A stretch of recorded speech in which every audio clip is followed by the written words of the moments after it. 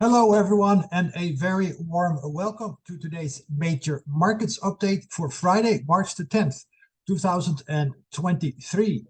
And the downside continued. We preferred a bounce to 4,060, 4,070 earlier this week. We got it. We then preferred a drop to 39.60, 39.30. We got it, and it exceeded that by going below last week's low. By going below last week's low, we knew that our preferred scenario of a larger C wave within a, I would say, expanding ending diagonal was off the table. Diagonals are unreliable patterns in the first place, but it looked good. We gave the market enough wiggle room. And as I said, on Monday, Tuesday, Wednesday, things were progressing still really nicely. We even got a bounce that was shy by 2 points of the lower end of the target zone of 4,030, 4,060, where I said that we might only go to 4,020. We got 4,018. But based on the information that became available, primarily with the SVB Bank debacle, and please keep in mind, make sure your own money is safe as we are entering in this highly unstable economic environment we're currently in super cycle 4. Shit will hit the fan. Big way. That's the whole point of a super cycle 4. The last super cycle we had was the Great Depression, 1920s, 1930s, and I hope we don't get something similar. That said, we should now be completing a smaller third wave, a fourth, and a fifth wave. We've nailed, the markets have nailed so far the ideal third wave target zones, but they can always extend to the downside. And the IWM is our very, very warning in that things can go sour real quick. That's why we have stops in place. If you have a $100,000 portfolio and you only lose 20,000, it's better than losing 80,000. That's really why we have stops. No other reason. No stops. Good luck. So the indexes should have completed wave 3 of wave C of wave B/Y, and now be in this smaller fourth wave with a fifth wave to come. As long as we hold below 39.60 on the S&P 500, 12,125-ish on the NASDAQ 100, and 32,600 on the Dow, the pressure remains to the downside. Short-term positive divergence is developing to help suggest that this wave 4 of wave C of wave B is going to kick in. Now, there are some turn dates aligned at around March 14, 15. It's all plus or minus a couple of days, of course. We have, I believe, the CPI data on Tuesday. We might see a drop and a pop. Please keep that in mind. It's wishful thinking, but something to keep in mind where we are in seasonality cycles. There are no buy signals anywhere from a market breadth perspective, only very oversold levels. This then is our importance of the stop loss. Stop loss, stop loss, stop. This market is all about running stops, so please keep that in mind. And as usual, trade quick and trade small. Trade quick and trade small. My best trades are the ones I'm holding for about 10 minutes to a few hours. Everything else I hold longer never turn out well. It's just that type of market. But use my target zones for your buying and your selling, and you should be most of the time on the right side of the things. Bigger picture-wise, remember, we are in the super cycle 4. This is a broad idea of how a fourth wave in general develops.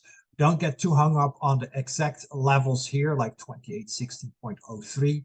I'm simply playing with some lines, space available, and a lot of assumptions. So here I assume we're going to top at 43.55, and then we get a CSA, which gets us to 2816, and then we need to see a large C wave that normally is of a B wave, which targets around 53.10, etc., etc. So there's a lot, and of course here again this black arrow as well. So this is all give and take. We can bottom in 2029 or 2035.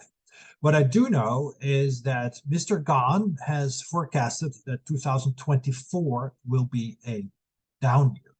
Now 2022 was a market high year. We only had it for about 2 days, if only that. So it doesn't give us any timing for the whole year. So maybe we'll bottom by January 4th, 2024, and that's it. So again, we need to always take these very big picture things with broad strokes and not fall too much into the granularity that is reserved for daily and hourly charts.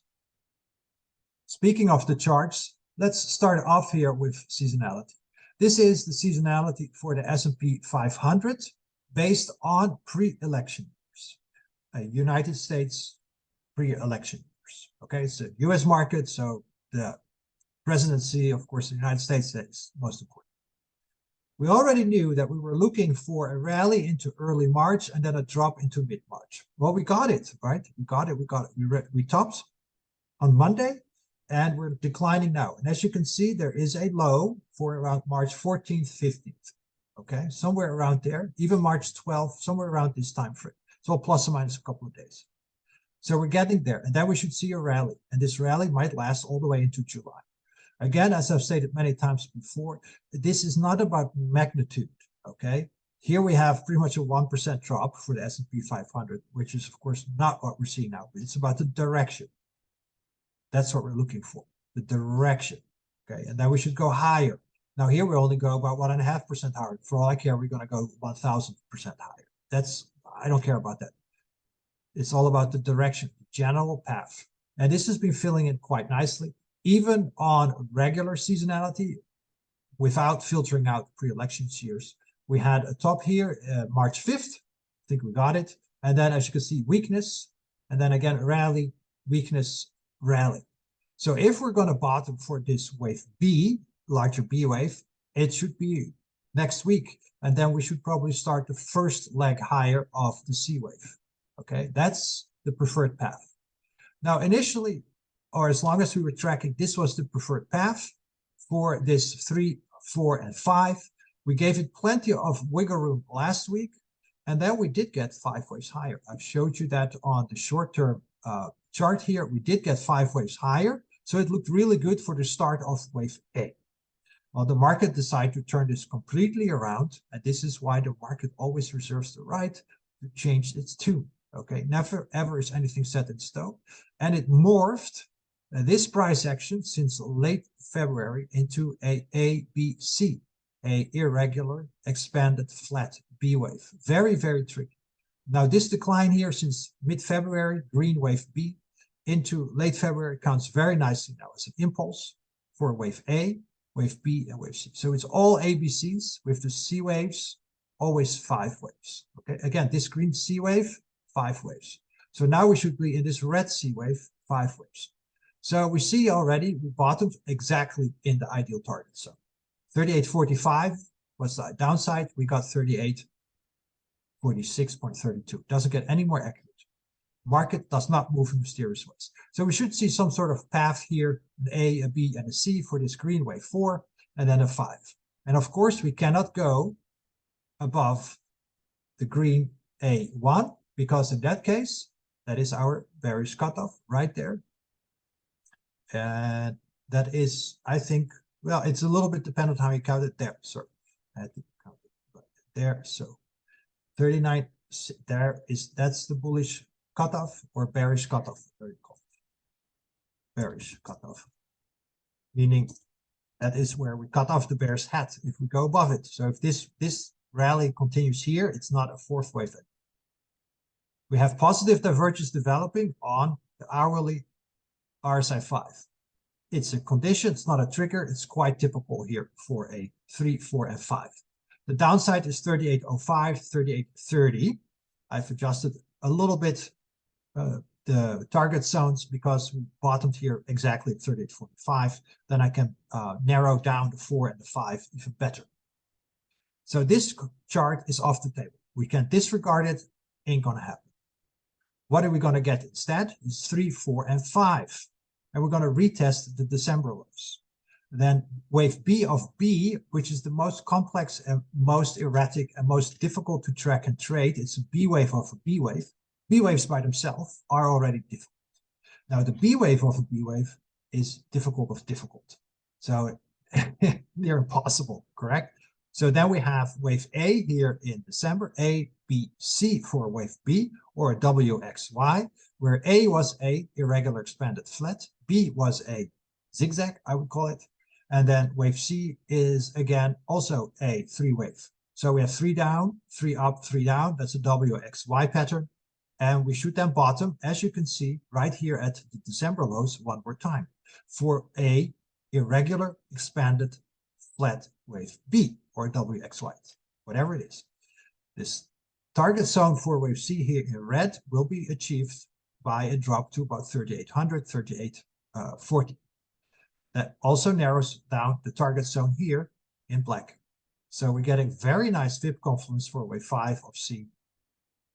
I need to, of course, adjust the labels here a little bit. That it is not a minor, but it is or a minute, it is a minor. So that was then wave 1. That was Tuesday's, I believe, low was wave 1. Wednesday's or Thursday's high, Wednesday's low, Thursday's high. And we should now be in this wave 3 there in green. It is of the minor, not of the minute. Just working with some of these there.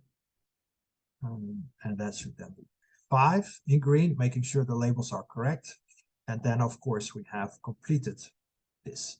All right, that is now our preferred. It was our alternate. This was our preferred, and this was our alternate, but we knew 38.28, I believe it was, had to hold. It didn't yesterday, so out the window.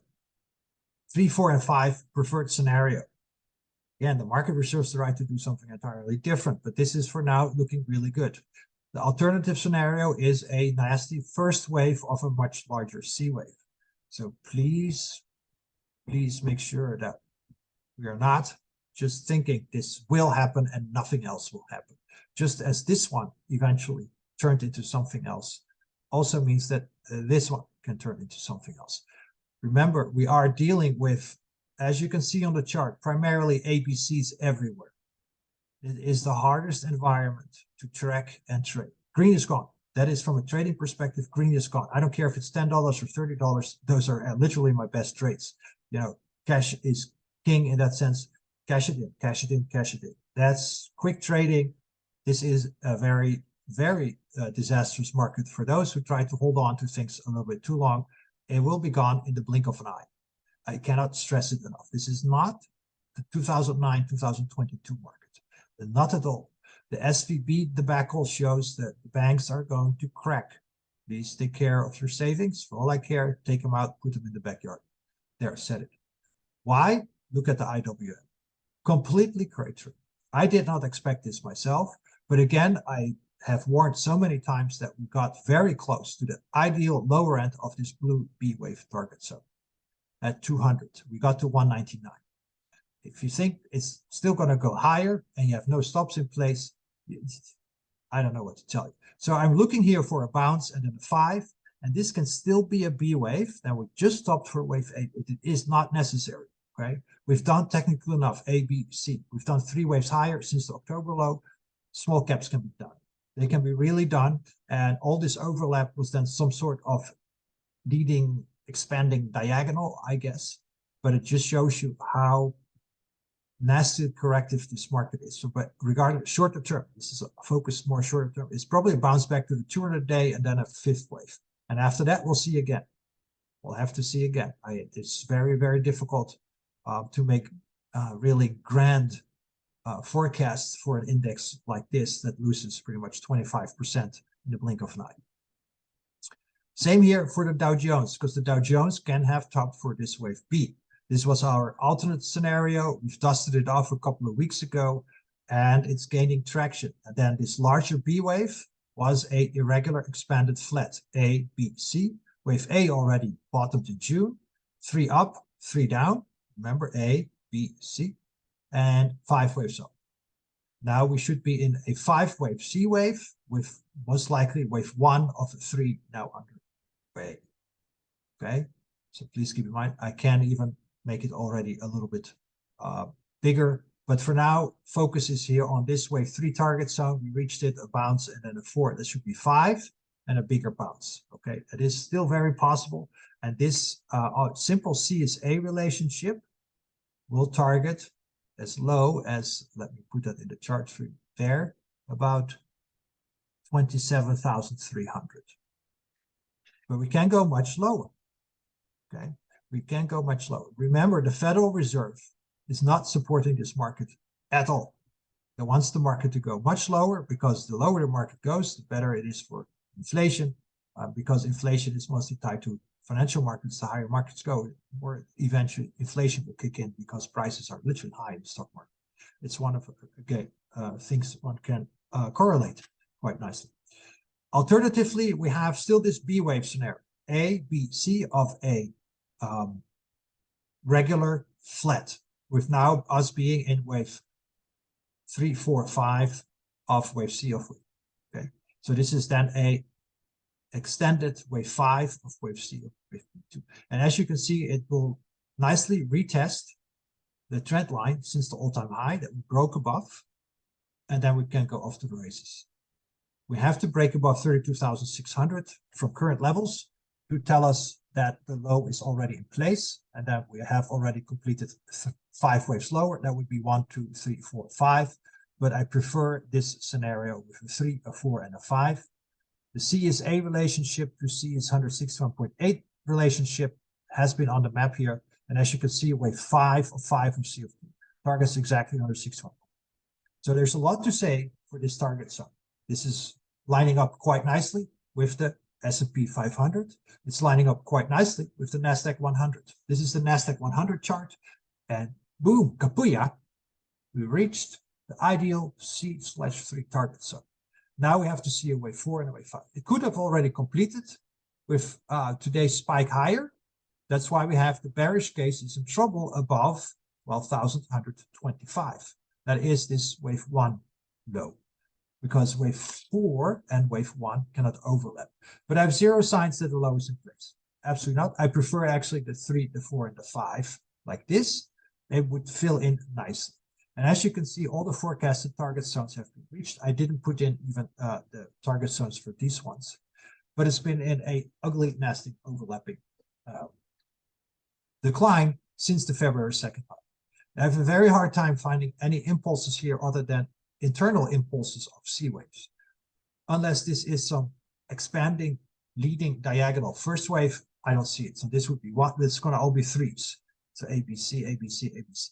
I don't see it, but we have to be cognizant of that fact, as I shared with you here. So we are absolutely not out of the woods. This is a bear market.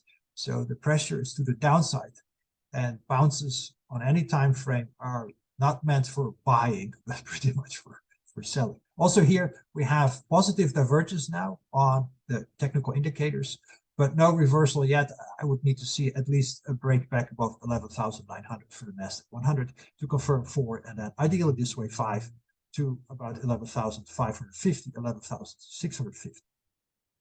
Semiconductors, I can't say much about this slop. This has gone nowhere over the last month soon. So we'll have to wait and see. I'll leave this where it is. When I don't know what it is, I prefer not to trade it. I recommend the same. It's just not breaking out. Every time it tries to break out, like yesterday, great, not going to work. So that's not a good sign. So with that, we've covered all the indexes. So this wave count we can discard. Preferably WXY. It would look so nice. It would fit so much better with seasonality that we're going to bottom. I have, of course, here the low in April, but of course, I'm working with the space available that I have a hard time squeezing in wave 3, 4, and 5 to make it legible for you. But so the focus is on the target zones, not on timing. Timing we can find here in seasonality charts. So remember, seasonality is looking for a low somewhere in early next week, and then a rally into July, okay, potentially all the way into August. But let's focus on the pre-election year chart, as that has sifted out the noise and focuses only on the actual year we're in. And that would, again, fit so nicely. Let me pull up the correct chart for you there, so nicely, with this one more rally to go. Okay, it would fit very nicely, but beggars can't be choosers, and we have to be cognizant of the fact that all the seasonality is out the window, and we are in this 1, 2, 3, 4, 5 wave. So even the 2 wave, of course, will point us higher, Similarly, of course, to the completion of the B wave here. But for now, as you can see, short term, we're focusing on this. So how we're doing on market breadth, new lows are spiking. Not a good sign. They held well below 50 for a long time, and now we're rocketing higher. This is concerning levels. We're in the triple digits for the New York Stock Exchange, the broader index, and soon into the quadruple digits for the NASDAQ. That is a concerning sign. It means weakness. How we're doing on the McClellan oscillator for the S&P 500. We had positive divergence here in late February, and we got a nice 2 to 3 day rally out of it. That was it. And now we're back here into what I call a very viable zone, but I have no signs of a positive divergence yet, as we saw here in February, December, October, September, June, etc. Those take a little while, and that would align nicely with the 4 and 5 setup. So if we see some rally early next week, a drop, and the drop will then be, of course, on improved market breadth, then we get this positive divergence. So for now, this is in a buy zone, but it is very weak, meaning more stocks are declining than advancing, so the bears are in charge. Summation index as such has still been in a sell signal since mid-February. I have no signs of reversal at all. In fact, everything is accelerating to the downside. So this one doesn't support a turn either. So everything is still looking down.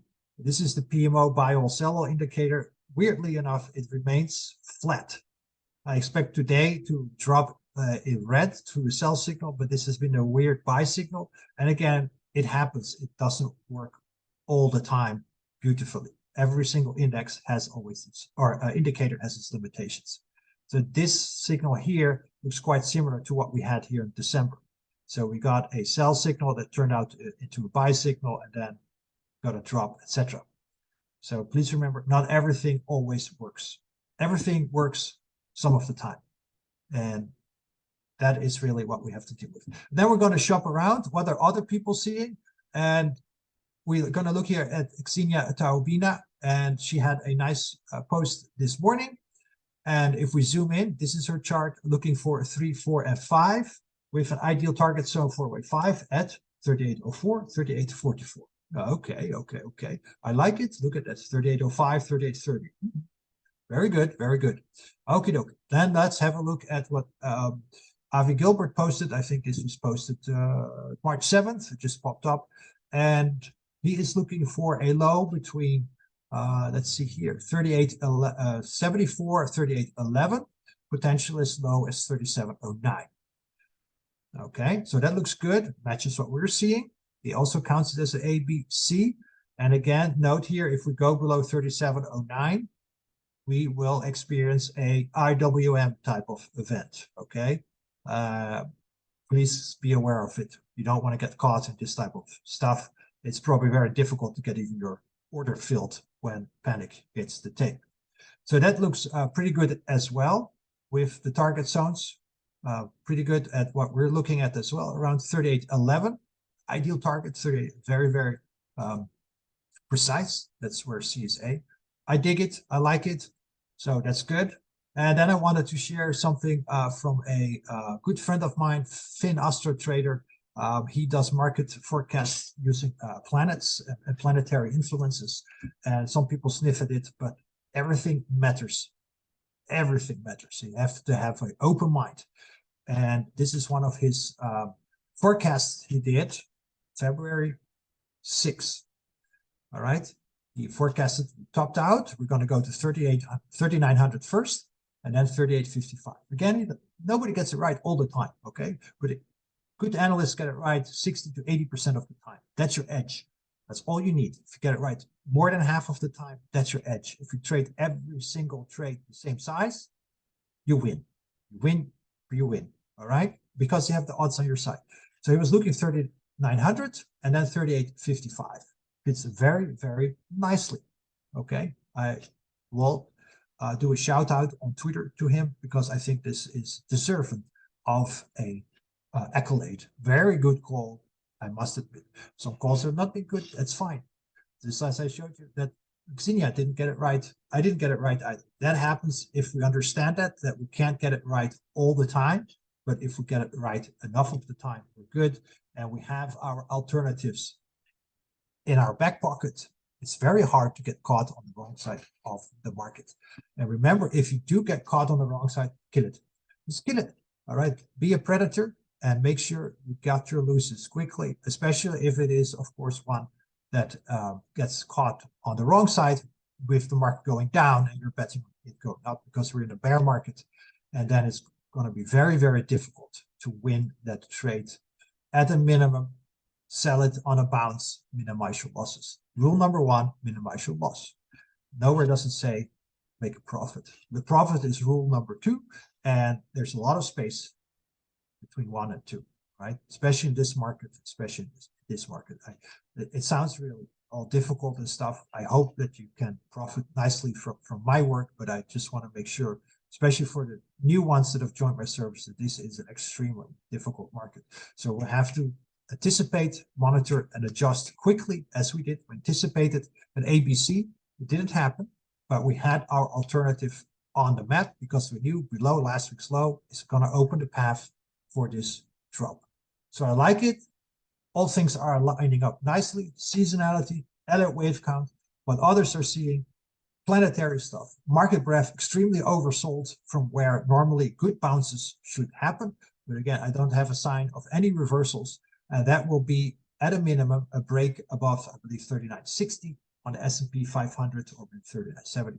And NASDAQ, 12,125. And of course, for the Dow Jones, we're gonna look here at 32,600. Until then, pressure to the downside. Let's see if we get a nice reversal next week. It would be fantastic. Take care, trade safe, and I'll see you all next week. Bye.